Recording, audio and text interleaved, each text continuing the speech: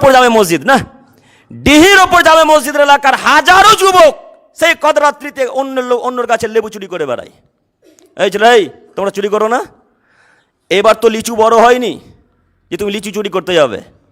গত বছর তুমি জঙ্গিপুরে লিচু চুরি করতে গিয়ে ধরা পড়েছো যুবক, আমি তোমাকে ভালোভাবে জানি।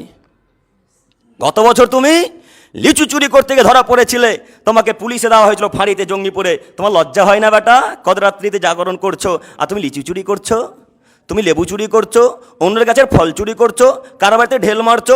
এইভাবে ভাগ্য পরিবর্তন করবেন? হ্যাঁ, আপনার হুজুর সেদিন বলছে চায়ের দোকানে যে ফিলিস্তিনের পক্ষে জিহাদ করব, ইসরায়েলের বিরুদ্ধে। তো বেটা গুল খেয়ে বিড়ি খেয়ে জিহাদ করবে? ওর জিহাদের কি মূল্য আছে? তো ওর জিহাদের যেমন মূল্য নাই, ঠিক তেমনই এদের কাদারের আল্লাহর কাছে কোনো মূল্য নেই। অন্যের গাছের ফল চুরি করলে নেকি পাওয়া যাবে? হ্যাঁ, অন্যের গাছের আম চুরি করলে নেকি পাওয়া যাবে? যুবক, তোমাকে বলে যাচ্ছি, আজকে থেকে নীতি পরিবর্তন করে কাদরাত্রি যদি জাগরণ করাই লাগে, দিন সারা রাত্রি সেই দিন মসজিদে থেকে হোক বা বাড়িতে থেকে হোক, আল্লাহর মন জয় করে ফজর করবো ইনশাল্লাহ।